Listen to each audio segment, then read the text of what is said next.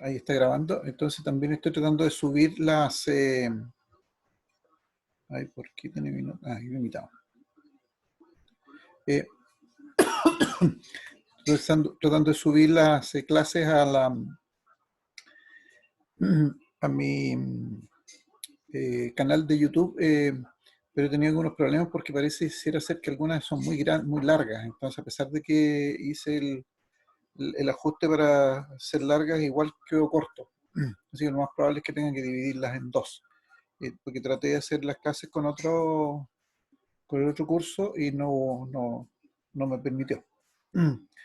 De todas maneras, estoy tratando también de hacer algunos videos cortitos respecto de algunos puntos especiales de la asignatura que también voy a ir subiendo. Pero la verdad es que he estado un poco complicado con el tema del tiempo. Se requiere bastante más tiempo que preparar una clase presencial, hacer un video. Entonces eso me ha mantenido un poco atareado. Pero ya van a aparecer. De a poco van a ir apareciendo. Lo que vamos a ver hoy día, y les voy a compartir mi pantalla, vamos a muy rápidamente ver cuáles son los componentes eléctricos con los cuales vamos a estar trabajando y los que permiten, en otras palabras, entre comillas, mover el mundo desde el punto de vista eléctrico. Y las primeras leyes eh, que son las que permiten que nosotros podamos entender el funcionamiento de circuitos eléctricos y cómo se comportan esos circuitos eléctricos.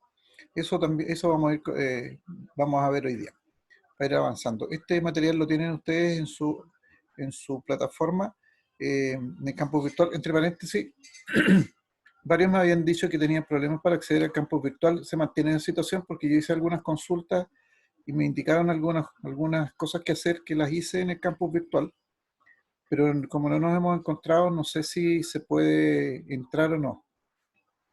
Por favor, si no han podido, avísenme para ver qué más hay que hacer. Ya. Para que no se queden. De todas maneras, lo que yo publique en el campo virtual, igualmente voy a enviárselos por correo. De esa manera tengo mejor llegada con ustedes. Por dos lados pueden recibir la información. Bien. Entonces voy a compartir la pantalla con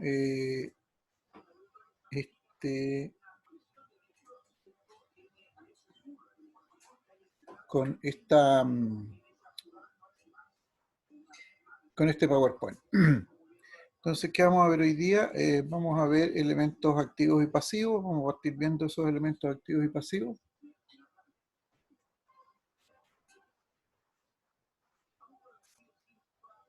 Y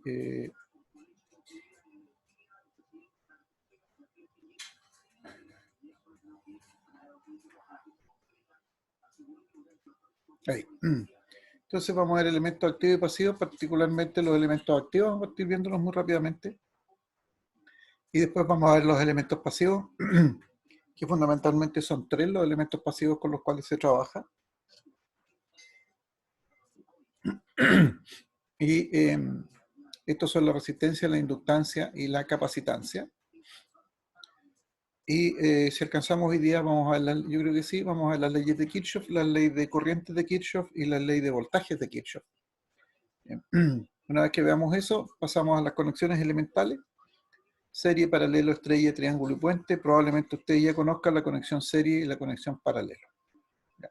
Eso es lo que nos interesa ver hoy día, hasta por lo menos las leyes de Kirchhoff. Partamos. Elementos activos. Elementos activos son aquellos que nos permiten introducir energía al circuito. ¿Ya? También se denominan fuentes de energía y se clasifican como fuentes independientes y dependientes. Entonces, en los elementos activos tenemos las fuentes independientes y esas fuentes independientes nosotros las podemos subclasificar en fuentes de voltaje y fuentes de corriente. En el caso de las fuentes de voltaje, nosotros vamos a distinguir en aquellas que son de corriente continua, en donde vamos a hacer un dibujito como este que está aquí, una línea larga y una línea cortita que siempre van a ser perpendicular a la línea del circuito. ¿Ya? Y basta con una de ellas, aquí yo he dibujado dos, y esta es una fuente de voltaje, ¿ya? Y esta es típica de fuente de voltaje de corriente continua. Vamos a reconocer esta fuente de voltaje por esta característica que tiene una línea más larga y otra línea más cortita, como el típico ejemplo de una pila, del dibujo de una pila. En donde siempre la línea más larga va a ser el lado positivo de la fuente y la línea más cortita va a ser el lado negativo. Por convención, nosotros vamos a asumir que la corriente sale por el lado positivo de la fuente y por lo tanto, al interior de la fuente, la corriente circula desde negativo a positivo. Esa es la convención que vamos a estar usando y es la que utilizan todos los textos. Por otro lado, vamos a tener la fuente de corriente alterna, que normalmente se dibuja en un círculo y se dibuja una especie de señal sinusoidal adentro del círculo. Eso da a entender de que esta es una fuente de voltaje, pero en corriente alterna.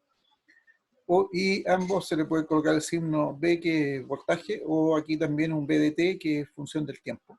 ¿Ya? Y aquí hay que especificar cuál es el lado positivo y cuál es el lado negativo de la fuente de voltaje para efectos de hacer los dibujos de las señales de corriente. Aunque en rigor, en el caso positivo, en el caso corriente alterna, fluctúa entre lados positivos y lados negativos, que es lo que vamos a ver más adelante. La otra fuente que vamos a estar utilizando es la fuente de corriente, y la fuente de corriente la vamos a simbolizar de esta manera, con uno o dos círculos. En algunos textos se usan uno, en otros casos dos. Yo aquí indistintamente uso uno o dos. Y la diferencia para poder determinar que no sea una fuente de voltaje es que vamos a colocar dentro una flecha, y esa flecha nos va a dar el sentido, la dirección de la corriente, ¿ya? Y que además va a decir al lado la cantidad de corriente que va a estar dando, o sea, en la unidad en amperes que va a estar dando aquí. 3 amperes, 2 amperes, qué sé yo. ¿Ya? Esas son las fuentes activas independientes y que son básicamente con las que vamos a estar trabajando nosotros. Pero también hay otras fuentes que son dependientes, y las fuentes dependientes pueden ser también de voltaje o de corriente. Eso sí, las fuentes de voltaje dependientes pueden estar controladas por un voltaje al interior del circuito o pueden estar controladas por una corriente. Es decir, al interior del circuito hay un elemento que me permite entregar un voltaje, y con ese voltaje yo controlo el voltaje de salida de la fuente, o bien una corriente al interior del circuito que me permite determinar qué nivel de voltaje voy a sacar. Lo mismo que en el caso de las fuentes de corriente. Las fuentes de corriente dependientes también son controladas en forma interna por un voltaje o controladas por una corriente. ¿Ya? Muchas de estas fuentes controladas se utilizan en electrónica. En la electrónica usa mucho estos controles. Nosotros vamos a trabajar con fuentes independientes fundamentalmente, ¿ya? La característica de la fuente independiente es que si es una fuente de tensión o de voltaje, en la fuente se mantiene el voltaje independientemente de la carga que se le agregue a la fuente. Es decir, eso es inalterable. O sea, ese voltaje siempre va a ser inalterable. Eso es una fuente ideal. Ahora,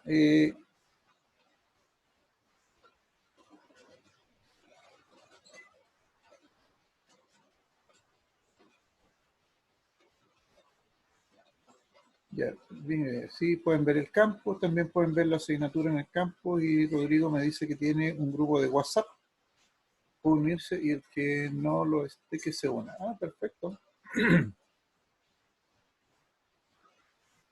Ya. Perfecto, qué bueno que tengan un grupo de WhatsApp ahí, se pueden comunicar ahí mejor todavía. Ok. Bien, entonces estábamos en esa fuente, y yo estoy tratando de ver que no me quede nadie fuera en ningún minuto, pero entiendo que me da la posibilidad de saber quiénes están y quiénes estén en la sala de espera. Bueno, en el caso de la fuente entonces ideal de tensión, mantiene, la idea es que mantenga entre sus terminales esa diferencia potencial o ese voltaje, y no depende de las características de la red a la cual esté conectado. Lo mismo que en el caso de una fuente ideal de corriente. Ya la fuente ideal de corriente es capaz de mantener una corriente fija, y por eso podemos decir que la fuente ideal de corriente, por ejemplo, 5 amperes, perdón, esa siempre va a estar dada así, independientemente de la cantidad de elementos que nosotros le conectemos a ella. En el caso de la fuente ideal de tensión o de voltaje, uno puede decirme que esta fuente tiene 10 volts y esos 10 volts se mantienen constantes independientemente de lo que yo le cargue, el circuito, que tan grande o pequeño sea el circuito que yo le agregue. Eso obviamente no es absolutamente real, por eso que son fuentes ideales. Ahora, sí, una cosa que es necesario dejar claro, de que para que exista corriente es necesario que por lo menos exista una trayectoria cerrada. Si no hay una trayectoria cerrada, no hay corriente, no hay circulación de corriente, y eso es lo que necesitamos. En el caso de las fuentes dependientes, ya se lo había mencionado, la fuente de tensión, que va a permanecer, va a ser controlada por una fuente o por un voltaje o una corriente al interior del circuito. Entonces, su salida va a depender de los valores que le indique ese elemento de control al interior del circuito, lo mismo que para las fuentes de corriente. La corriente que genere va a ser función de un voltaje o de una corriente que está en alguna parte dentro del mismo circuito. Y por eso es que hablamos de que son controladas. ¿Ya? Como les decía, nosotros vamos a trabajar con las fuentes independientes. Nosotros vamos a hacer el siguiente análisis. Vamos a tener un elemento pasivo. La diferencia entre el elemento activo y el elemento activo genera energía, entrega energía al circuito, el elemento pasivo consume. ¿Ya? El elemento pasivo es un consumidor de la energía que se le entregan los elementos activos. ¿Ya? O, dicho de otra manera, no generan energía, no pueden generar energía. Ellos lo que hacen es consumir la energía que les llega. De distintas maneras, como lo vamos a ver más adelante. Entonces, cuando nosotros tengamos un elemento pasivo, nosotros podemos excitarlo con una señal de entrada, y esa señal de entrada puede ser un voltaje o puede ser una corriente. Cuando los excitamos con una señal de entrada, el elemento pasivo responde con una señal de salida, que va a ser la respuesta. ¿Ya? Y si nosotros lo excitamos con un voltaje, la respuesta va a ser una corriente. Ahora, si nosotros lo excitamos con una corriente, es decir, nosotros le hacemos llegar una corriente de alguna manera, entonces el elemento pasivo va a responder con un voltaje. Esa es la condición de todos los elementos pasivos. Entonces, veamos el primer elemento pasivo. El primer elemento pasivo le vamos a denominar la resistencia. Este es el más común de todos los elementos pasivos. Y todos los elementos en general tienen una resistencia. Pero nosotros vamos a considerar aquí, para todos los efectos, que la resistencia está concentrada en un punto, y por lo tanto, por ejemplo, conductores que efectivamente tienen una resistencia, los vamos a considerar como resistencia prácticamente cero, nula, porque la verdad es que la diferencia, una resistencia en un conductor es muy pequeñita, en general es muy pequeña. Tiene que ser un conductor muy grande, muy largo, con algunas características especiales para que, digamos, el valor de la resistencia que presenta el conductor sea significativo. Ahora, el símbolo de la resistencia eléctrica es esta figura con línea quebrada aquí. Ese va a ser el símbolo con el cual lo vamos a conocer. En algunos casos también se conoce con un rectángulo. ¿Ya? También se puede generalizar de esa manera. La simbología, la letra con la cual vamos a representar la resistencia es R, y esa R puede decirnos cuál es el valor que tiene, el valor de resistencia. Y vamos a seguir usando la convención que hoy día hemos ocupado, que se han ocupado por muchos años, respecto de las corrientes que circulan por un elemento pasivo. Cuando nosotros hacemos circular una corriente, si excitamos el elemento pasivo con una corriente, entonces la corriente siempre va a entrar a la resistencia y va a polarizar. Nosotros vamos a decir que va a polarizar esa resistencia positivo por el lado por donde entra la corriente y negativo por el lado por donde sale la corriente. Por lo tanto, en una resistencia o en un elemento pasivo en general, porque esto va a ser para todos los elementos pasivos, la circulación de la corriente va a ser de positivo a negativo por el interior del del elemento.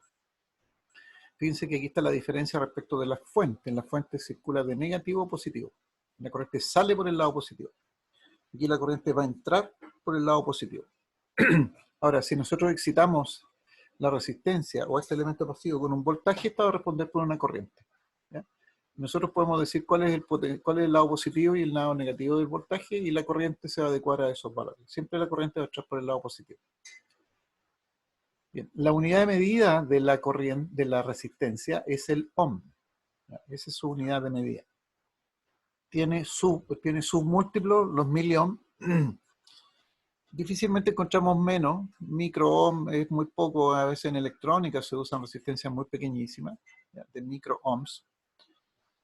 No es muy común. En electricidad no es muy común. Lo que es más común son los múltiplos, es decir, los kilo ohms y los mega ohms, ¿ya? O megohm. Obviamente la forma ohm es la letra omega, omega mayúscula en el alfabeto griego, por eso tiene esa simbología, el ohm, ya me imagino que lo conocen. Kilo ohm, K ohm, y mega ohm, M mayúscula, y miliohm con M minúscula y ohm. ¿Ya? Y obviamente mili, 10 elevado a menos 3, kilo, 10 elevado a 3, mega, 10 elevado a 6. Eso es lo que significa. Ahora, todos estos datos esta unidad de medida ohms se debe a este caballero que está acá, que es el físico don George Simon Ohm, que fue quien formuló con mucha exactitud la ley de las corrientes eléctricas. Él trabajó mucho con las corrientes y se dio cuenta de que siempre se comportaban de la misma manera, y por lo tanto definió lo que nosotros hoy día conocemos como la ley de Ohm. Y me imagino que ustedes ya la conocen, la ley de Ohm, que es la relación entre un voltaje, una corriente y el valor de la resistencia. Gracias a los trabajos de don George Simon Ohm, nosotros hoy día tenemos que el ohm es la unidad de medida de la resistencia eléctrica. Este va a ser uno de nuestros primeros amigos con los cuales nos vamos a encontrar. Si nosotros excitamos una resistencia con una corriente, o sea, le inyectamos una corriente a una resistencia, esta va a responder con un voltaje, lo que decíamos. Entonces, la entrada de una corriente, la salida de un voltaje. Entonces se establece la ley de Ohm. El voltaje va a ser igual al producto entre el valor de la resistencia por la corriente. Dependiendo del valor de las resistencias, la resistencia siempre va a ser mayor que 0, pero si es mayor que 1, el voltaje va a ser mayor que la corriente. Si la resistencia está entre 0 y 1, el voltaje va a ser menor en valor, en magnitud que la magnitud de la corriente. Como número nomás. Ahora, si nosotros a la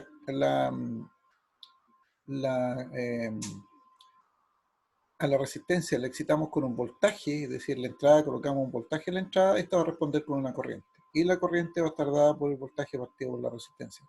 Esta es la forma más conocida de la ley de Ohm, I igual B partido por R.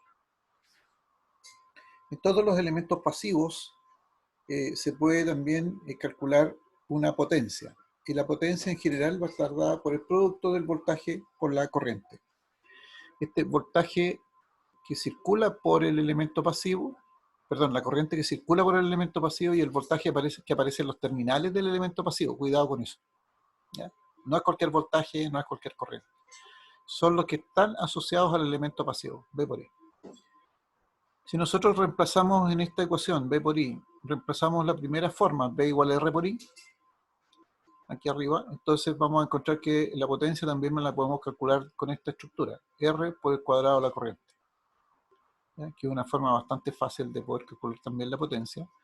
O bien si en la primera ecuación B por I reemplazamos I por esta expresión B partido por R, entonces la potencia la podemos calcular como B cuadrado partido por R.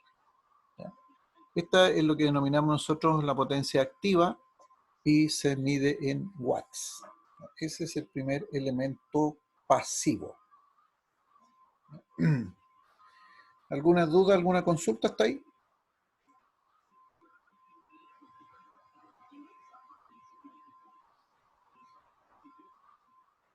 Ninguna. Nada. Estoy poniendo al máximo mi mi sistema de sonido. Profe, yo tengo una duda. Dígame, señorita. ¿Qué dijo? ¿Puede repetir eso que dijo cuando R era mayor a 1, cuando R estaba entre 1 y otro Ah, número? mire, estoy viendo aquí, B igual a R por I, Sí. ¿no es cierto? Ah, ya, ya, ya. Si tú tienes, por ejemplo, que la corriente, supongamos un número cualquiera, 2 amperes. Si R Ya, vale 10, B vale 2 por 10, 20. Pero si R vale 0,1, 2 por 0,1 son 0,2. Entonces sí. la relación, este R es un factor multiplicador nomás. Eso es Ya. todo. ¿Sí? Gracias. Ya, ok. Segundo elemento pasivo, entonces. Segundo elemento pasivo se denomina inductancia. La inductancia nace de una bobina. ¿Ya? En una bobina aparece la inductancia. Ustedes me van a preguntar, bueno, ¿y qué es una bobina? Bueno, la bobina no se lo cuentan a ningún eléctrico por ahí, pero la bobina no es más que un conductor, un cable eléctrico enrollado. ¿No? Esa es una bobina. Y por eso su símbolo, si ustedes se fijan, es aquí una serie de vueltas que da un conductor. Eso es una bobina. Ahora, una buena bobina obviamente es mucho más que eso, eh, porque nosotros podemos mejorar las condiciones de la bobina enrollándolas en un núcleo de fierro, por ejemplo, con algunas características del núcleo y mejoramos la calidad de la bobina. La unidad de medida es inductancia, se puede calcular eso, hay unas ecuaciones que nos permiten calcular el valor de la inductancia. Y la unidad de medida de la inductancia es el Henry o el Henrios, que es lo mismo. ¿Ya? La unidad de medida de Henrios es relativamente grande, se usa bastante, pero no hay más arriba que Henrios. Es decir, difícilmente encontramos 100 Henrios, 1000 Henrios, muy difícil. Por lo tanto, kilo Henrios prácticamente imposible. ¿Ya? Sí hay unidades de submúltiplos, ¿ya? Como el caso de los milihenrios. Aquí hay un error porque esta m debiese ser minúscula, ¿ya? Y los milihenrios se ocupan mucho, ¿ya? MH, M minúscula H. Esa es la unidad de medida. ¿De qué viene Henrios? De este caballero, de don Joseph Henry, quien trabajó mucho con electroimanes y con bobinas y se dio cuenta de que la polaridad de una bobina podía cambiar si cambiaba la dirección del flujo de la corriente. En realidad, lo que observó que la polaridad de los electroimanes que él fabricó cambiaba cuando cambiaba la dirección de la corriente. Y ahí desarrolló el concepto de inductancia propia, o sea, este valor L que está aquí. ¿Ya? Eh, gracias a los trabajos de él, entonces hoy día la unidad de medida de la inductancia lleva su apellido Henry. ¿Ya? Henry o Henrios, está lo mismo. La bobina, al igual que la resistencia, tiene dos extremos. Si nosotros excitamos la bobina con una corriente, esta va a responder con un voltaje. ¿Ya? Y en ese caso, la respuesta de la bobina, desde el punto de vista matemático, obedece a una ecuación diferencial. ¿Ya? Entonces, el voltaje en una bobina va a estar dado por L, que es el factor constante de la bobina. Toda bobina tiene un factor L constante normalmente, por la derivada de la corriente en función del tiempo. Esto nos exige que esta corriente sea una función del tiempo. ¿Qué sucedería si esta corriente fuese una corriente constante, por ejemplo, un valor constante? La derivada de una corriente con respecto al tiempo, ¿cuánto vale? ¿Alguien me puede ayudar en eso? La derivada de una Si constante, es ¿vale? 0. Cero, perfecto. Eso significa entonces que si nosotros excitamos una bobina con una corriente continua, que sería el caso de una corriente constante, ¿ya? Entonces el voltaje va a ser cero. ¿Eso qué significa? Significa, en otras palabras, que en régimen permanente, la bobina, frente a la corriente continua, se comporta como si fuese un cortocircuito, ¿ya? Porque el voltaje que vamos a medir en los extremos va a ser cero, ¿ya? Por muy grande que sea la bobina, ¿ya? Entonces, esa es la respuesta que está dando las matemáticas, ¿ya? Y eso es lo que sucede en la realidad. Ahora, lo que pasa es que esto estamos hablando de régimen permanente. Tenemos que hacer la diferencia qué significa en régimen permanente y régimen transiente. Después podemos hablar acerca de eso. Ahora, si nosotros al revés excitamos a la bobina con un voltaje, o sea, le aplicamos un voltaje en sus terminales, esta va a responder con una corriente. Y la corriente también va a obedecer a una ecuación diferencial. Y la ecuación diferencial va a ser el inverso de la inductancia, y 1 partido por L, por la integral de B por dt más una constante, para que esto tenga un valor exacto. Ya. Entonces, ya aquí se torna un poquito más complejo el calcular la corriente, pero integrando correctamente no hay problema. Por lo tanto, en una bobina, cada vez que nosotros trabajamos con una bobina en régimen permanente, las respuestas ante una corriente o ante un voltaje, ¿ya? Entonces van a obedecer a ecuaciones diferenciales. Lo cual ya nos pone de alerta, de chuta, vamos a tener que trabajar con ecuaciones diferenciales más a futuro. Bueno, vamos a ver qué va a pasar eso. Potencia también es V por I, al igual que en el caso de la resistencia. Y si reemplazamos el voltaje como esta primera ecuación, entonces la potencia en una bobina la podemos calcular como el L, o sea, el valor de la inductancia, por la corriente, que va a ser función del tiempo, por la derivada de esa misma corriente en función del tiempo. Ahí podemos calcular entonces la potencia. Ahora, desde el punto de vista de la potencia, en rigor se dice que una bobina no consume energía porque guarda esa energía en forma de un campo magnético. Y efectivamente eso es lo que hace una bobina. Una bobina lo que hace es genera un campo magnético y entre comillas guarda esa energía en forma de ese campo magnético. Mientras más corriente yo le ingrese a la bobina, mayor va a ser el campo magnético. Y esos fueron los trabajos que desarrolló don Joseph Henry. Se dio cuenta de que a medida que aumentaba la corriente, cambiaba el campo magnético, aumentaba el campo magnético, pero además dijo, ¿qué pasa si yo la corriente la hago pasar desde A a B, como aparece el dibujo ahí? Tengo un campo magnético en una dirección, pero dijo, ¿qué pasa si la hago pasar desde B a A? Se dio cuenta que el campo magnético cambiaba. A eso se refiere con que él observó que la polaridad cambiaba al cambiar la dirección del flujo de la corriente. ¿Ya?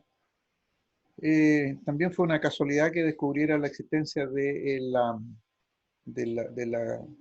los campos magnéticos. Bien, ese es el segundo elemento. Y el último elemento es lo que nosotros vamos a denominar la capacitancia. ¿Ya? La capacitancia nosotros la generamos normalmente en un condensador.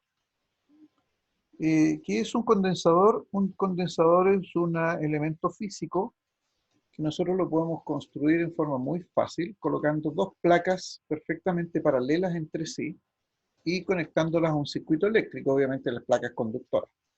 Ahora, si esas placas las colocamos separadas entre ellas, lo que vamos a conseguir es un condensador.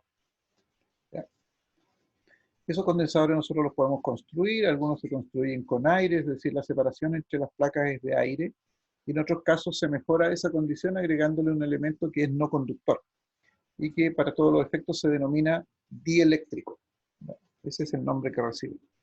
El condensador, entonces, tiene el nombre de la capacidad que tiene el condensador de almacenar cargas eléctricas, porque eso es lo que se van llenando las placas de cargas eléctricas.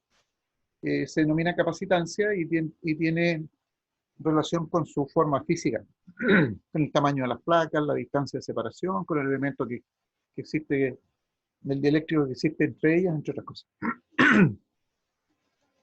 La unidad de medida de la capacitancia es el faradio, o bien farad. ¿Ya?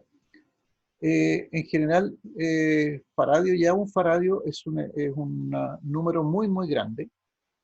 Por lo tanto, lo que nosotros utilizamos son submúltiplos. Fíjense que el primer submúltiplo es el microfaradio, ni siquiera el milifaradio. Milifaradio todavía es grande. Se usa mucho el microfaradio, por 10 a la menos 6 micro. También se usa el nanofaradio, son los más comunes, microfaradio y nanofaradio. Microfaradio con la letra mu del alfabeto griego. nanofaradio NF, y también es posible encontrar los picos faradios con el símbolo P 10 a la menos 12, PF. Son las tres unidades de medida más comunes, ¿ya?, de los faradios. ¿De dónde proviene el nombre de faradio? En rigor es Farad, de este caballero, que está aquí ahora, don Michael Faraday, al cual le debemos mucho, mucho, mucho como humanidad, porque este caballero trabajó con muchas cosas eléctricas y químicas y se dio cuenta de varias cosas, entre ellas, por ejemplo, de la posibilidad de poder generar energía eléctrica. De hecho, existe lo que se denomina la ley de Faraday, que nos permitió conocer por qué se puede generar energía eléctrica, y de ahí nace los generadores eléctricos. Eh,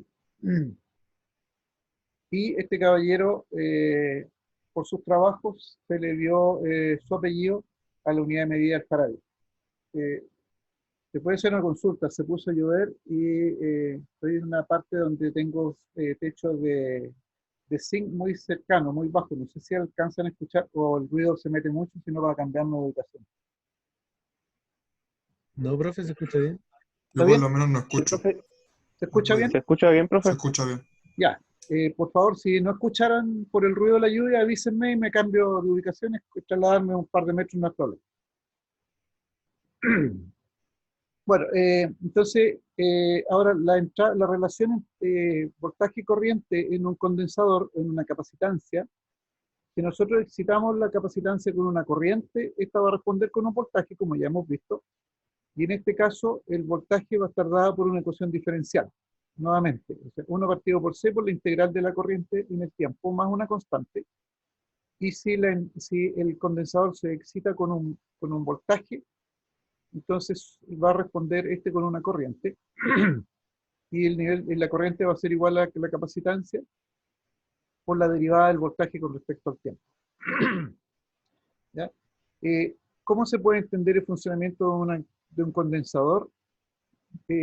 Miren, el gráfico que yo hago muchas veces es como que si yo tuviese dos canastas y por un lado accedieran unas manzanas rojas y por el otro lado unas manzanas verdes. Entonces, cada placa, aquí en este caso se carga con una carga positiva y inmediatamente la otra placa se carga con una carga negativa.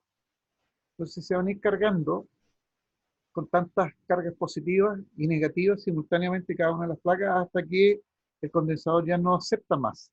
Y una vez que no acepte más, entonces deja de haber circulación de corriente. Porque la corriente, en otras palabras, es carga eléctrica. ¿Ok? Nuevamente, si nosotros colocamos un voltaje corriente continua a la entrada de un condensador, entonces la corriente, al hacer la derivada a un valor constante, va a ser cero. ¿Ya? Y por lo tanto, nosotros podemos decir que cuando tenemos un condensador al cual le hemos aplicado una corriente continua en el régimen permanente, entonces se va a comportar como un circuito abierto. ¿Por qué es un circuito abierto? Porque la corriente es cero. Recuerden ustedes que toda vez que no hay circulación de corriente, o cuando yo abro un circuito, no hay circulación de corriente, y eso significa entonces que tengo un circuito abierto. ¿Ya? Por último, en este elemento pasivo, la potencia nuevamente es potencia igual voltaje por corriente. Entonces voy a tener aquí, si reemplazo la segunda ecuación, la de la derivada, voy a tener entonces que la potencia también la puedo calcular como C por B por la derivada del voltaje respecto al tiempo. En el caso del condensador, también no se considera como que si fuese un elemento que consume energía, porque lo que hace el condensador es que guarda la energía en forma de campo eléctrico. ¿Ya? Y el único que consume en definitiva de los tres elementos pasivos que hemos estado viendo es la resistencia. Ahora, lo que hace la resistencia fundamentalmente es utilizar esa energía y transformarla en calor. ¿Ya? Transformarla en calor. Por lo tanto, ustedes cuando se preparan una tostada en un tostador de pan, o cuando calientan agua en un calentador eléctrico de agua, o cuando se planchan el pelo, por ejemplo, en las planchas de pelo, o planchan con planchas de ropa, lo que están haciendo ustedes ahí es utilizar una resistencia, ¿ya? Una resistencia que se calienta al momento de circular una corriente por ella, entonces está consumiendo energía y esa energía la está transformando en calor, por eso es que se calienta. Y al calentarse entonces permite hacer el tostado del pan, qué sé yo, calentar el agua o calentar la plancha para poder plancharse el pelo, lo que usted, o el horno eléctrico, que también funciona de la misma manera. ¿Ya? No así el microondas, porque ese tiene un funcionamiento distinto. ¿Ya? Pero los hervidores eléctricos, estos hervidores portátiles que hay también, todos esos están basados en una resistencia y lo que se está haciendo ahí es consumir energía. Eso es lo que hace la resistencia, consume, pero esa energía consumida simplemente lo que hace es transformarla en calor, ¿ya? Para que la podamos utilizar. Eso es bueno para esos elementos que yo les mencionaba, que les estoy mencionando los que ustedes conocen, los más comunes en un domicilio, en una casa, pero es malo desde el punto de vista de que en algunos otros elementos podemos tener calor que no es tan necesario. Por ejemplo, ¿cómo se llama? En una aspiradora. Si ustedes han utilizado aspiradoras, se han dado cuenta de que si se usa mucho rato, esta tiende a calentarse.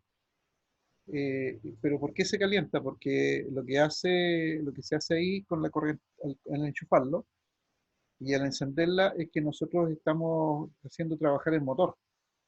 ¿Ya? Y el motor, como está construido fundamentalmente con una bobina, entonces esa bobina también se empieza a calentar. ¿Y por qué se calienta?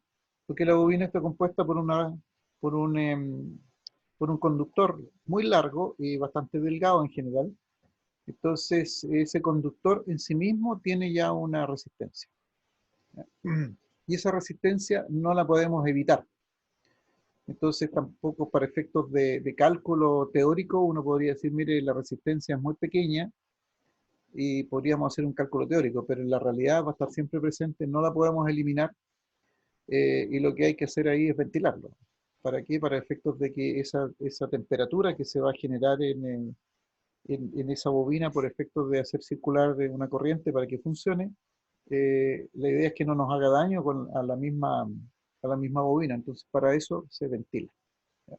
Y normalmente va a tener un ventilador y a veces cuando uno la lleva a reparación le dice, ¿qué le pasó? Bueno, no, es que se empezó a quemar y ¿por qué? O cuando salen esos como olores a quemado, es porque es muy posible que esté en la salida del aire para la ventilación o la entrada del aire esté tapada.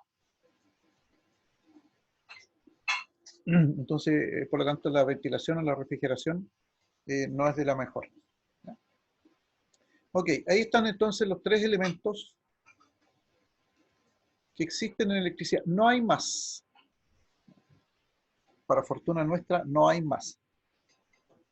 Otros que se pueden generar fundamentalmente son elementos electrónicos, ¿ya?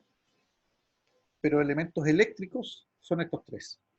Con estos tres elementos la electricidad mueve al mundo en forma literal. ¿Ok? ¿Consultas, comentarios hasta ahí?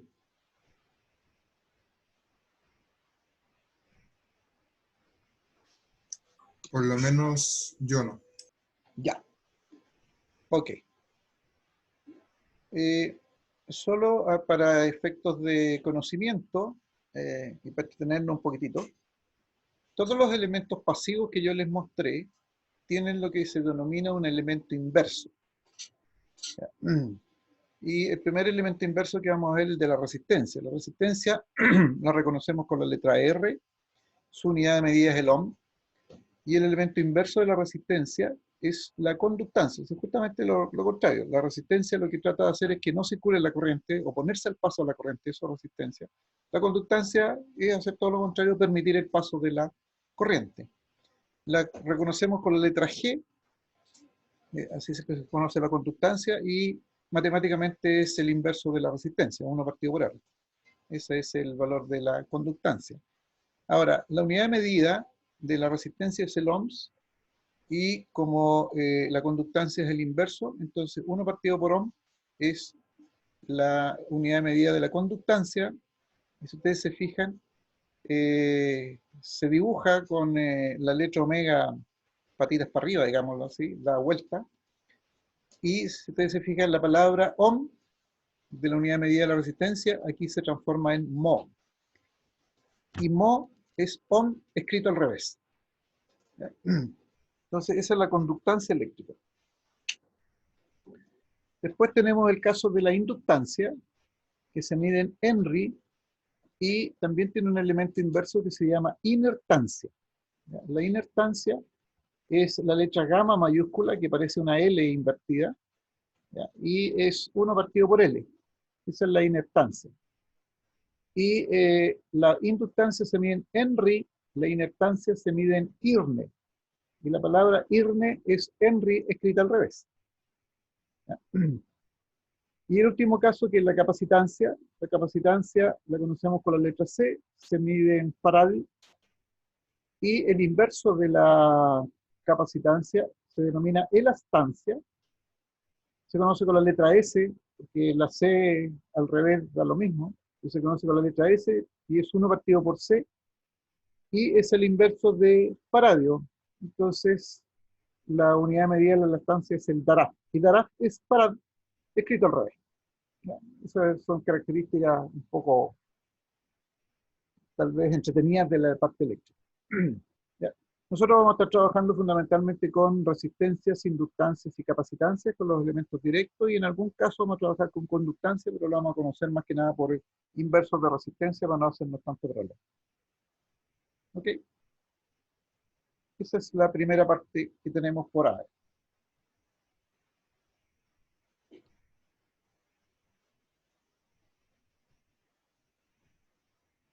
Bien, vamos a ver ahora unas leyes básicas.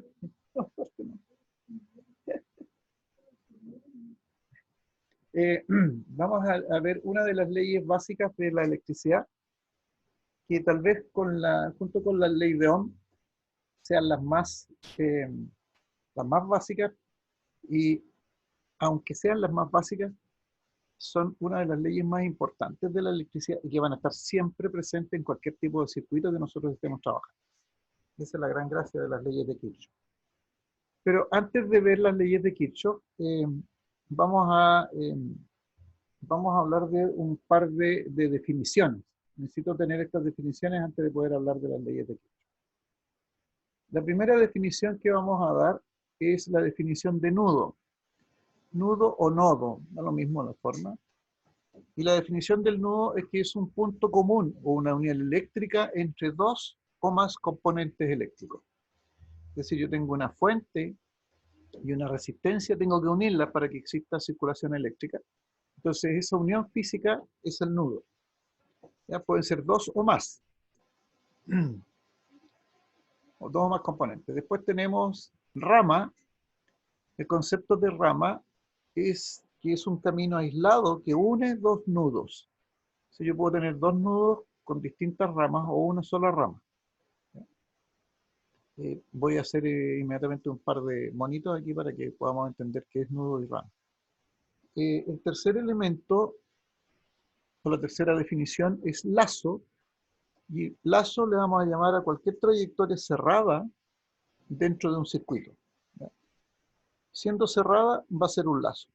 Aquí es lo que nos interesa ver. Y por último, malla. El concepto de malla es un lazo que la característica es que no tiene otros lazos dentro de ella. ¿Ya? Esa es una malla. ¿Ok? Entonces, voy a escapar de esto un poquitito para introducir aquí voy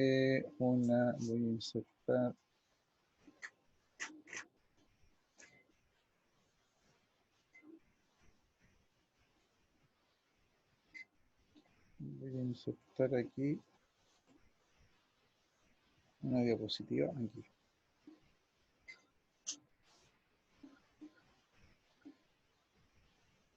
Entiendo que están viendo este dibujo. ¿O Sí, está? profe.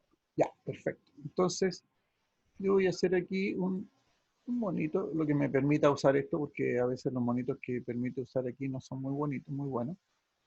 Entonces, tengo eso, tengo esto. Voy a asumir que estos son dos nudos. Esos circuitos pequeños son dos nudos. Entonces, ahora yo voy a dibujar aquí entre estos dos nudos. Voy a tomar este punto y este punto y aquí. ¿Ya? Y eso lo voy a considerar una rama. ¿Ya? Voy a dibujar otro más. Voy a dibujar uno por aquí, y que se venga para acá. Ahí tengo otra rama. ¿Ya? Y voy a dibujar con una línea recta entre este punto y este punto, y voy a tener una tercera rama. ¿Ya? Y puedo formar otra rama que, supongamos que está ahí, que llega a otro nudo, no importa. ¿Ya? Y acá que puede llegar a otro nudo que tampoco nos importa que otro nudo llegue, ¿no? Por ahora.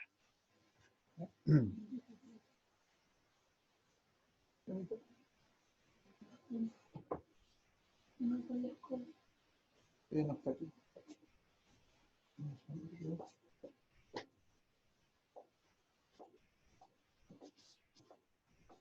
Ya, entonces ahí tenemos, por ejemplo, dos nudos, que son los circulitos que yo dibujé en la parte superior e inferior de esta lámina. ¿Ya? Entonces aquí tendría un nudo, este de acá arriba sería un nudo, le vamos a colocar aquí un letrerito, le vamos a colocar aquí nudo A, por ejemplo, nudo A, y aquí abajo le vamos a colocar otro letrerito y le vamos a poner nudo B.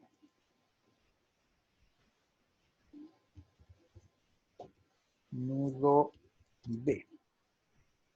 Entonces, la pregunta aquí, para que entendamos el concepto, ¿qué camino podemos seguir para llegar desde el nudo A hasta el nudo B?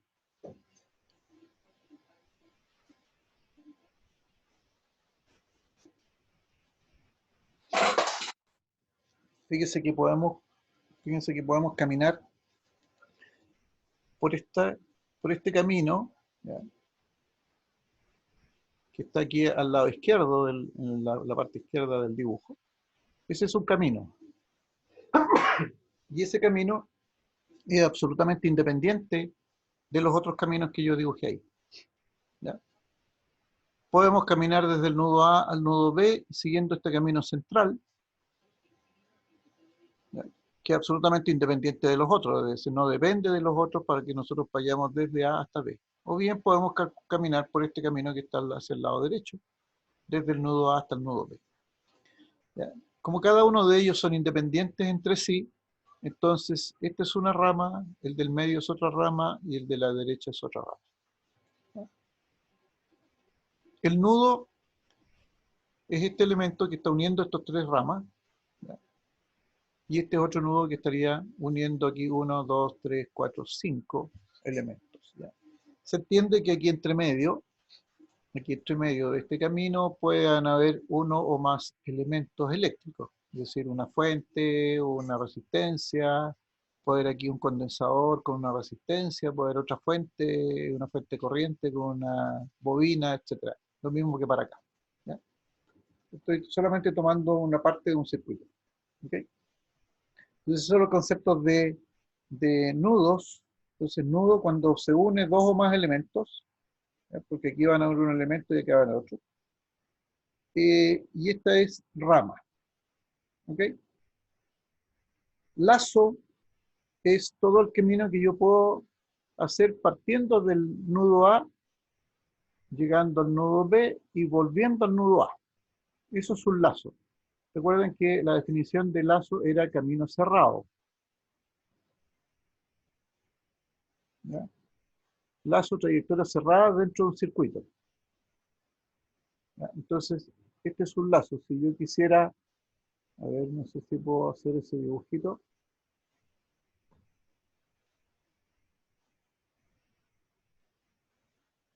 No, no tengo posibilidad de hacer,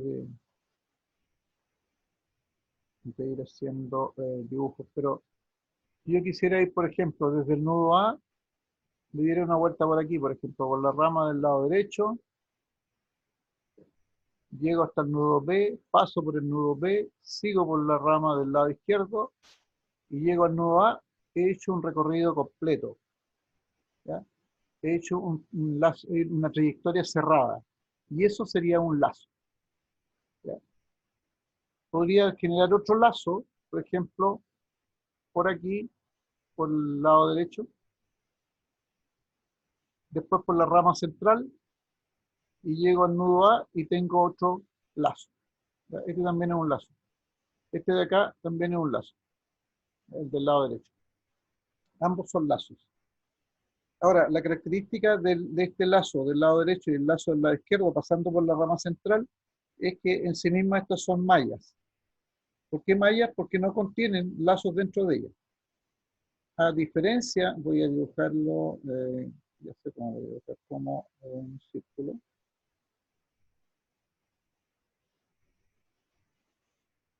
Ya, a diferencia de este recorrido, voy a dibujar de esa manera.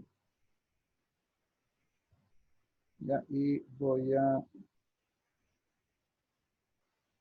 sin relleno, vamos a dibujar con una línea sólida de color rojo para poder definirlo bien, con un estilo de línea así punteada.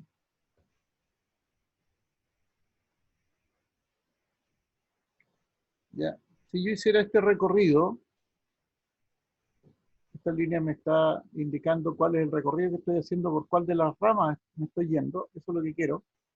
Ya, si yo hiciera el recorrido por las ramas, bien digo, por las ramas externas, siguiendo esta línea punteada que he dibujado aquí, entonces fíjense que este es un lazo, efectivamente es un lazo, pero aquí adentro de este lazo en rojo que yo dibujé aquí, tengo este lazo aquí y tengo este otro lazo acá. Ya, entonces vamos a dibujar otro circulito por aquí. Ya, aquí tendría otro lazo, que también es lazo, pero la diferencia respecto al anterior es que en el anterior teníamos vamos a dibujar con ese estilo y le vamos a colocar un color, ese rojo, no sé si se irá a ver, se irá a diferenciar, ahí se diferencia. Ya. Ese es otro lazo y además es una malla. Y por último tenemos en esta otra parte, aquí tenemos otro lazo, y en este caso además de lazo es malla porque no hay otro lazo dentro de ella. Entonces le vamos a colocar un estilo de puntitos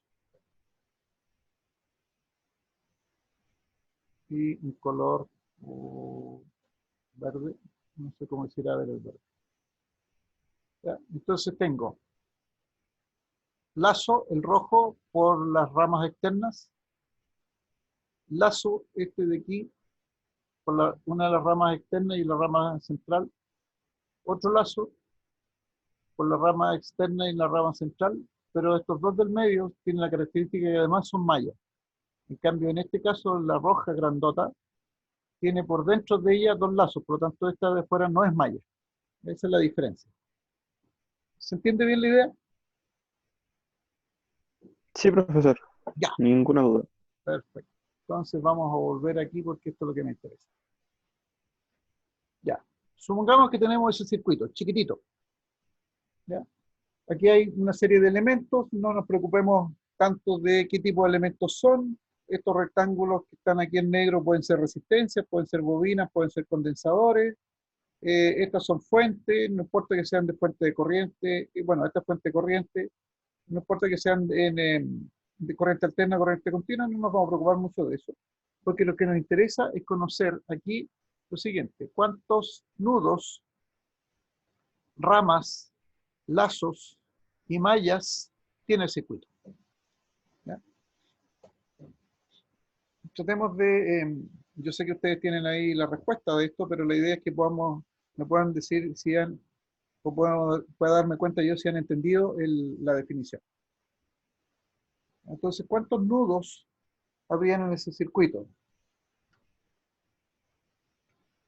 Respuestas, por favor. No puedo ver el chat porque tengo el PowerPoint armado. Así que las respuestas, por favor, por audio.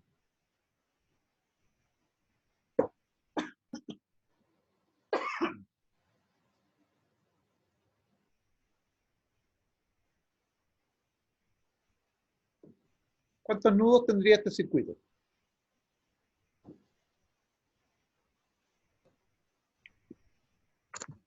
10. 10, Sí. ¿ya? ¿Alguien dice otra cantidad? ¿Más o menos? ¿Está de acuerdo con esa cantidad que dice tu compañero?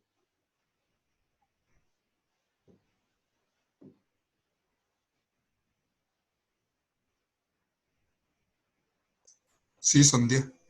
10. Ya. Idealmente la respuesta es sin mirar el resultado.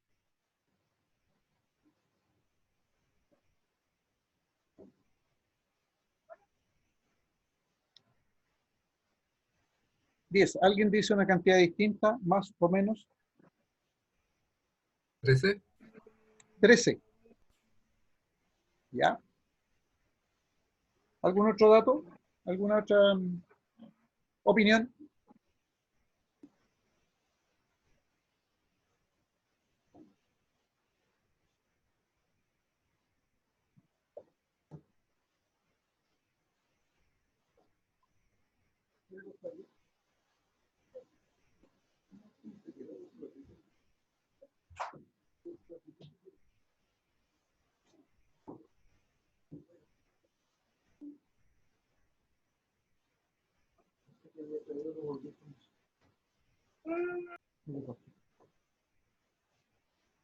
Bien.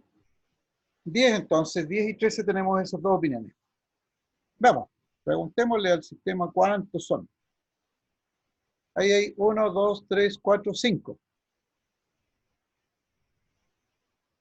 ¿Cuál es la característica de estos 5? Es que unen, por ejemplo, este de aquí, no sé si alcanzan a ver la flecha, unen esta fuente, unen este elemento pasivo y este elemento pasivo. Están uniendo 3 elementos. Este rojo une este elemento pasivo, este de abajo y este del costado. 3 elementos pasivos. Este del centro une la fuente, une este elemento pasivo, este también y este de arriba. ¿Ya? Durante este nudo de aquí del centro están uniendo 4 elementos pasivos. ¿Ya? La definición dice un punto común entre 2 o más componentes. Por lo tanto, ¿qué pasa en estas esquinas, por ejemplo? Aquí, donde se une este elemento y este elemento, donde se une esta fuente con este elemento pasivo, o donde se unen estos dos elementos pasivos, o donde se une esta fuente con el elemento pasivo, etc. ¿Qué pasa con estos puntos de aquí? ¿Son o no son nudos? Bueno, de acuerdo a la definición, efectivamente son nudos. ¿Ya? Ahora, vamos a demostrar, usando las leyes de Kirchhoff en un ratito, de que estos nudos, si bien es cierto son nudos según la definición, no van a ser nudos que nos interesen. ¿Cuáles son los nudos que nos van a interesar? Aquellos que unen 3 o más componentes como estos de aquí. ¿Ya? Ok. Nudo entonces 10. Efectivamente 10 nudos. La otra pregunta, ¿cuántas ramas tiene el circuito?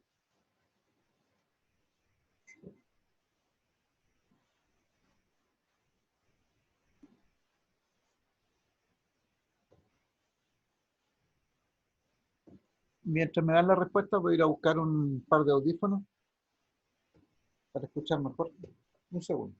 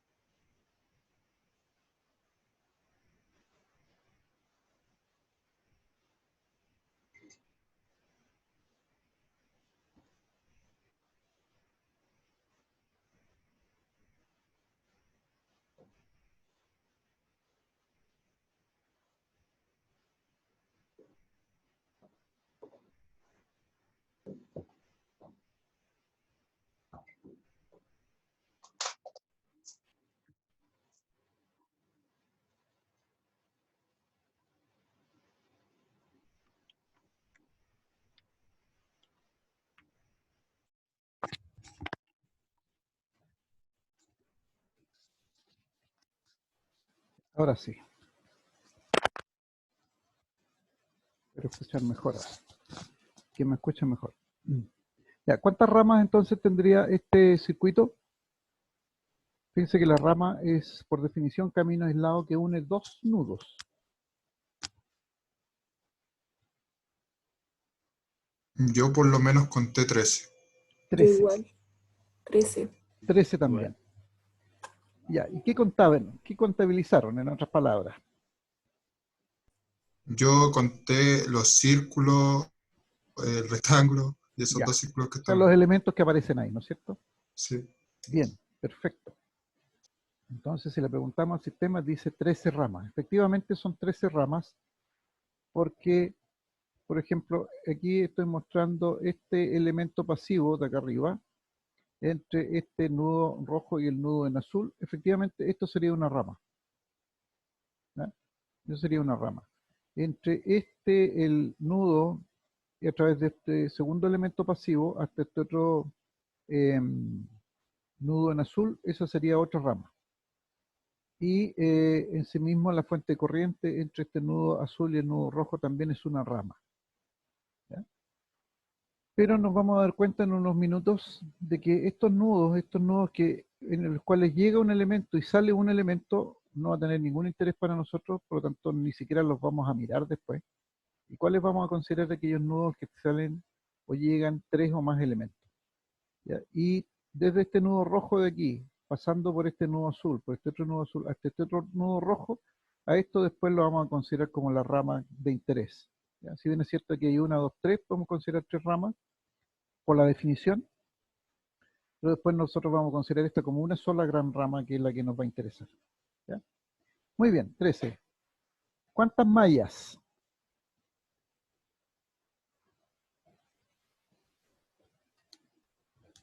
Cuatro mallas.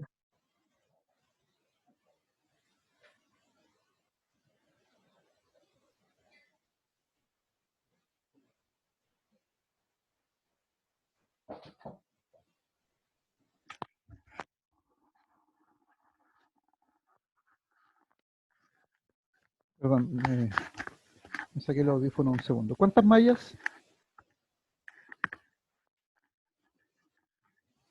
Mallas, recuerden, ahí tienen la 4. definición. 4. Muy bien. Malla es un lazo que no contiene otro lazo en su interior. Claramente ahí hay 4. ¿No es cierto? Muy bien. 4 mallas. ¿Y cuántos lazos?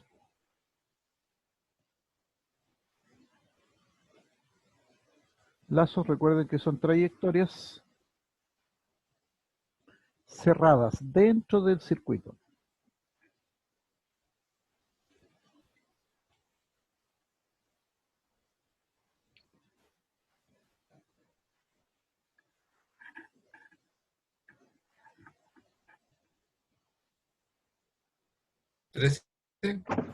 ¿Cuántas? 13.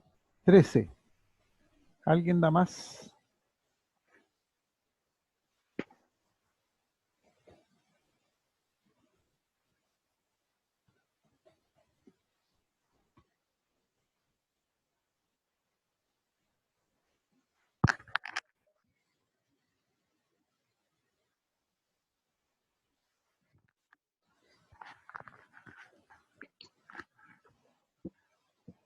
Bueno, veamos cuántos lazos hay. Efectivamente hay 13 lazos. ¿Cuáles son estos lazos? Ahí tenemos el circuito y ahí tenemos todos los lazos existentes. Fíjense que cada una de las mallas por sí mismo es un lazo, como el que aparece aquí.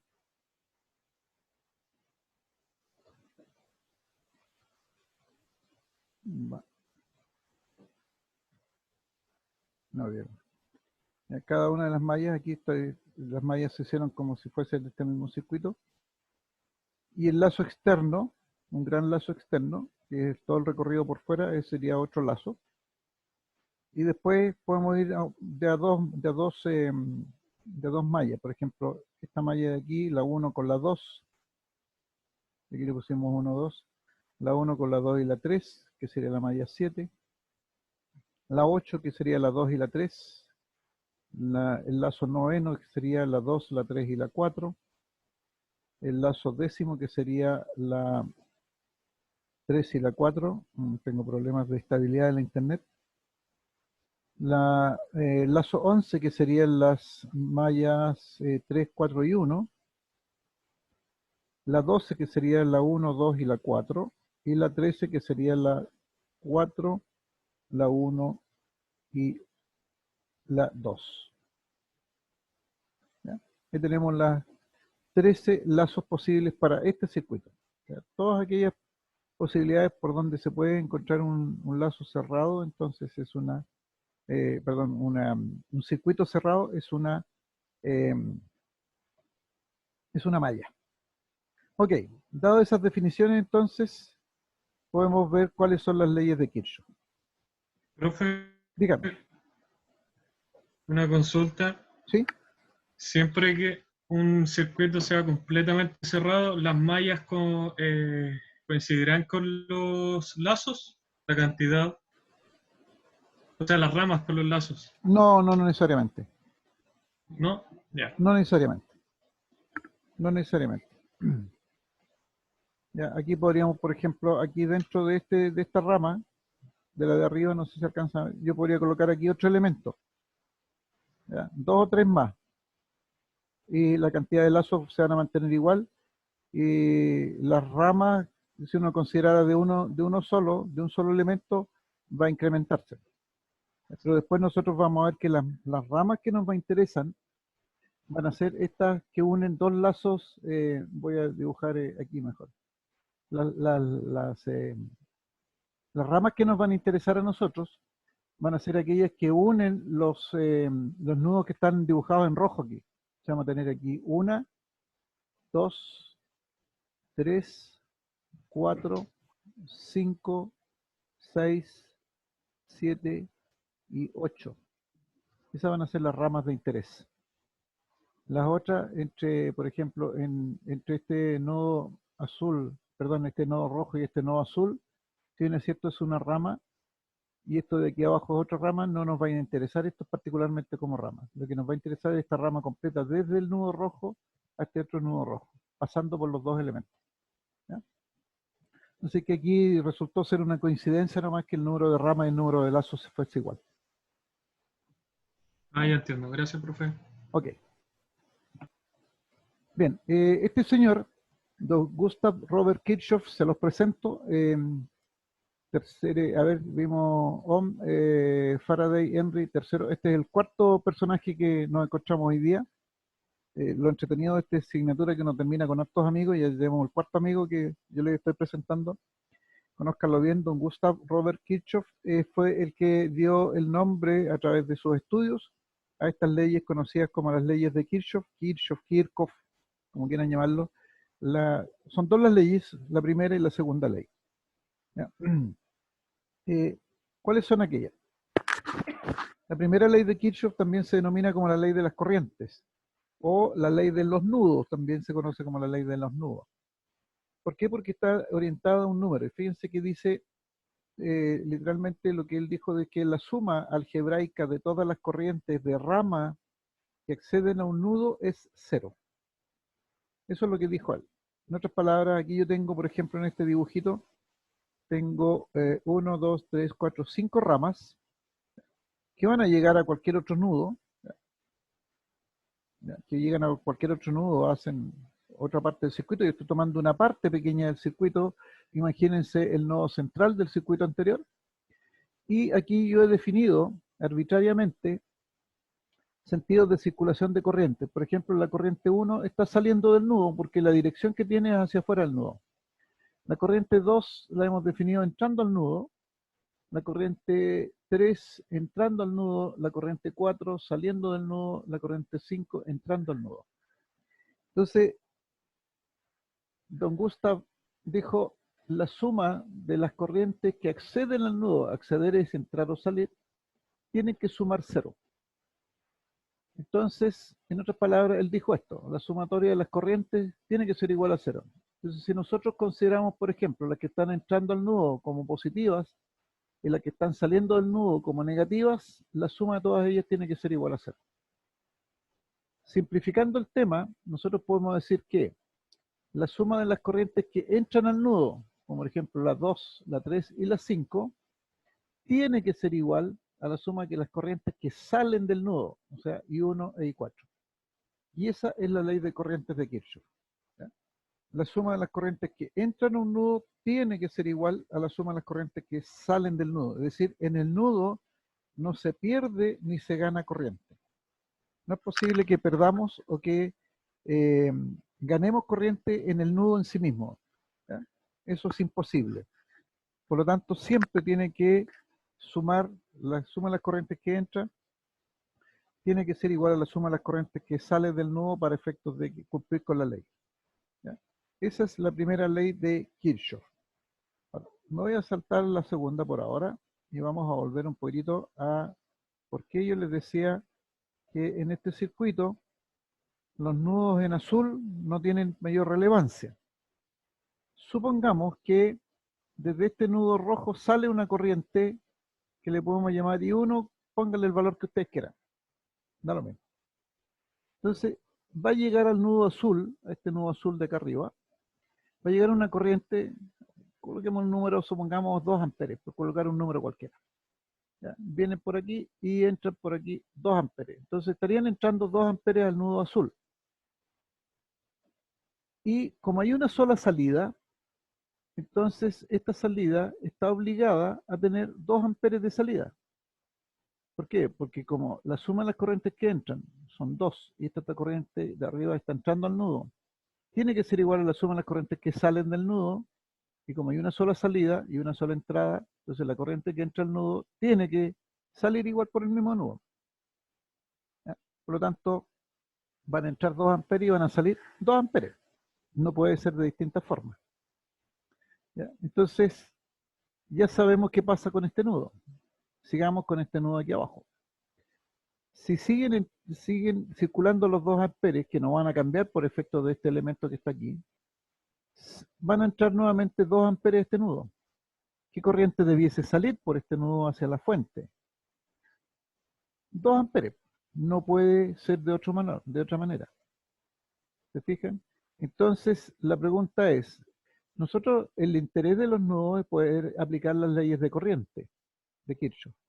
Entonces, si yo tengo estos nudos, todos los marcados en azul aquí, que tienen un elemento, tienen dos accesos, digamos, una entrada y una salida. Entonces, ¿vale la pena hacer un análisis de corrientes de Kirchhoff en cada uno de los nudos azules, sabiendo que la corriente que entra tiene que ser igual a la que sale? ¿Se dan cuenta? No tiene ningún sentido hacer ese análisis, porque ya sabemos la respuesta. Distinto es en los otros nudos, por ejemplo aquí en este nudo rojo central de arriba, y yo podría saber qué corriente entra a este nudo, si esta corriente sale o esta corriente entra o sale. Ahí ya es distinto, porque ahí no puedo decir, lo único que puedo decir es que la suma de las corrientes que entran tiene que ser igual a la suma de las corrientes que salen, nada más. Pero si salen 2 amperes y no tengo datos de las otras 2 ramas, entonces no puedo hacer más que eso. Solamente decir, mire, la suma de las corrientes que entran tiene que ser igual a la suma de las corrientes que salen, no hay más. Pero en este nudo no. En todos los nudos azules, no es necesario, porque yo sé que la corriente que va a entrar al nudo tiene que ser la misma corriente que te va a salir del nudo, cualquiera que sea la corriente que entra, o cualquiera sea la corriente que salga del nudo. Siempre tiene que ser la misma. ¿Ya? Entonces se torna en un nudo que no tiene interés para los análisis. Y por eso que yo los he dibujado en azul, porque esos nudos para nosotros, si bien es cierto, es una definición de nudo, no es un nudo relevante para nosotros, no es un nudo interesante. Los nudos interesantes van a ser aquellos que juntan 3 o más elementos. ¿Ya? Y por esa razón entonces nos vamos a olvidar de la existencia de estos nudos en azul y vamos a considerar de que lo que existen son nudos rojos, aquellos nudos que unen 3 o más elementos. ¿Ya? Y por lo tanto, todo este camino en definitiva se va a transformar en una rama, porque estos efectos prácticos ya no los vamos a ver. ¿Ya? Esa es la razón por la que aquí los he dibujado en colores distintos y porque efectivamente no tienen mayor interés. ¿Ya? Vuelvo a repetir, el interés va a estar dado por nudos de 3 o más, porque ahí sí tiene interés aplicar las leyes de corrientes de Kirchhoff. ¿Ya? Aquí no tiene ningún interés. ¿Ok? ¿Estamos claros ahí? ¿Consultas, dudas?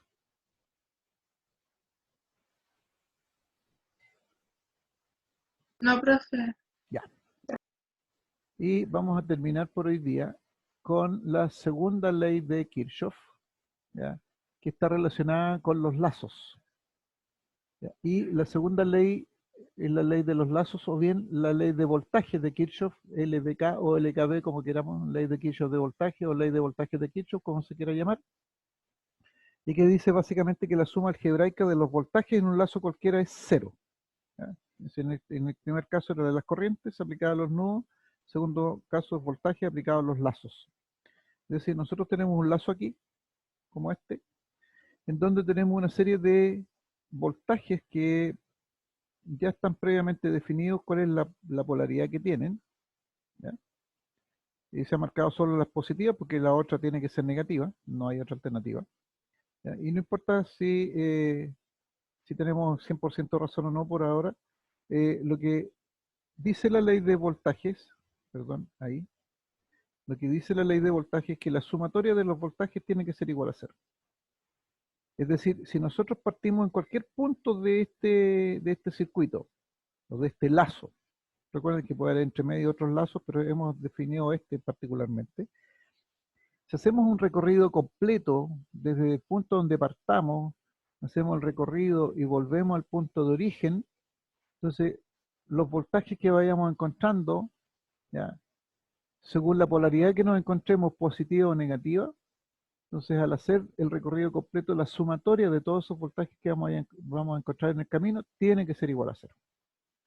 Ahora, ya sea que hagamos el camino en sentido horario o en sentido antihorario, da exactamente lo mismo. Siempre vamos a encontrar que la suma de los voltajes tiene que ser igual a cero. ¿Ya? Ese es otro de los grandes definiciones que hizo don Gustav Robert. Y en este caso, por ejemplo, si nosotros partimos de aquí abajo, debajo de la fuente B1, entonces podemos decir que si hacemos ese recorrido hacia arriba, digamos en este sentido, en el sentido horario, entonces vamos a decir, seguimos aquí, me encuentro con el signo menos de la fuente B1. Entonces puedo anotar menos B1. Sigo el recorrido, me encuentro con el positivo de B2. Se va a tener menos B1 más B2. Sigo el recorrido, me encuentro con el positivo de B3. Te voy a decir, aquí tengo más B3. Sigo el recorrido, me encuentro con el positivo de B4. O sea, anoto más B4. Sigo el recorrido, me encuentro con el negativo de B5. Fíjense que positivo está al otro lado. Menos B5, anoto. Sigo el recorrido, me encuentro con el positivo de B6, más B6. Sigo el recorrido, me encuentro con el negativo de B7, menos B7, y llego al punto de origen, el punto de inicio. O sea, he dado la vuelta completa. Entonces, si yo analizo todos esos datos que he ido anotando, en otras palabras, yo puedo decir que me he encontrado con esto. ¿Ya? Con B2, más B3, más B4, más B6, y puedo llevar al otro lado el signo igual, porque yo sé que la sumatoria tiene que ser igual a cero, con todos los signos negativos, digamos, con los que me encontré en el camino. B1, al otro lado positivo. B5, me encontré con el signo menos, al otro lado positivo. Y B7, que es el signo menos aquí, al otro lado positivo. ¿Ya? Entonces, en otras palabras, yo puedo decir, todas las elevaciones de voltaje y todas las caídas de voltaje tienen que sumar cero. Eso es lo que nos dice don Gustav Robert Kirchhoff. Ahí están presentadas las dos leyes de Kirchhoff. ¿Ya? Y con estas vamos a estar trabajando en el futuro. Con todas estas leyes, como les decía yo, son básicas. ¿Ya? Y hay que entenderlas y conocerlas bien. ¿Consultas, comentarios?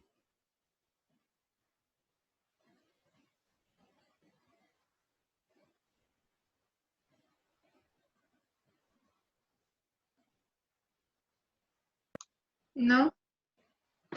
Bien, son las 20:24. Yo había propuesto 1:30. Estamos como en la hora. Y además que tengo otra clase posteriormente después de ustedes. Así que al no haber consultas, lo dejamos hasta Profe. aquí. Sí, dígame. Yo tengo una consulta, la había escrito en el chat, pero mejor perdón. se lo pregunto. Sí, No, es que no es veo que el lo que chat. pasa, sí, no Ya, importa. dígame. nomás. Lo que pasa es que, por ejemplo, en mi caso, yo los días martes tengo Ujú. análisis de estructura Ah, ya. y me hace topón en la última hora, entonces creo que se podría topar con alguna evaluación o algo. A ver, yo las evaluaciones Y, las voy a dejar para los días lunes, porque el día lunes tienen 2 horas. ya, No para los martes, porque el martes es 1 hora nomás. ya. Entonces las Ya, evaluaciones, no se preocupen porque las evaluaciones las voy a dejar siempre para los días lunes. ¿Ya? ya, profesor. Eso Sí, era. ya, sí, efectivamente. Por favor, yo les voy a pedir si no, porque aquí no leía los chats, de Camila no leía los chats, entonces interrúmpanme nomás por último, ¿ya? Por el audio, no hay problema. Ok, así que no, eso no es inconveniente. ¿Ya? Las evaluaciones las vamos a dejar para los días lunes. Entiendo que tengo que colocarlas, debía haberlas puesto ya en la intranet, pero todavía no las he hecho. Profe, una consulta, los videos a la final, ¿dónde quedan guardados o para algo para que nosotros los podamos Los ver? videos, si ustedes los quieren ver, yo me creé un canal de YouTube que se llama Las clases del profe Mario, así que las pueden encontrar ahí. ¿Ya? No es muy creativo el nombre, pero así se denomina. ¿Ya? Se lo puede escribir aquí, donde tenía una página. Aquí. Ahí estoy dejando los videos y estos también los voy a subir ahí para que ustedes puedan revisarlo y todos los videos que vaya dejando los voy a ir dejando en ese canal. Las clases. Y les van a anotar al tiro porque los nombres que estoy dando, por ejemplo, a las clases tienen la fecha. Van a tener la fecha, por ejemplo, si subo este va a ser 2020, hoy día estamos a mayo 2020, 05 y 18, ¿ya? Y voy a colocar aquí fundamentos, clase, no sé, o fundamentos IC, que correspondería a ingeniería civil como ustedes, clase, no sé, pues 02, 01, una cosa así. Habitualmente van a estar así las que son las clases. ¿Ya? Y si son videos, voy a escribir, normalmente lo voy a poner como nombre fundamentos y el tema. ¿Ya? Pero están en ese canal, ¿ya? Las clases del profe Mario. Y de todas maneras, voy a ver si, entiendo que si yo subo una página de Google compartido, ¿cómo se llama? Una página, un Word de Google compartido, si yo escribo algo, ustedes lo pueden ver y ahí van a estar las direcciones, los nombres y las direcciones. Eso voy a hacer. ¿Alguna otra consulta?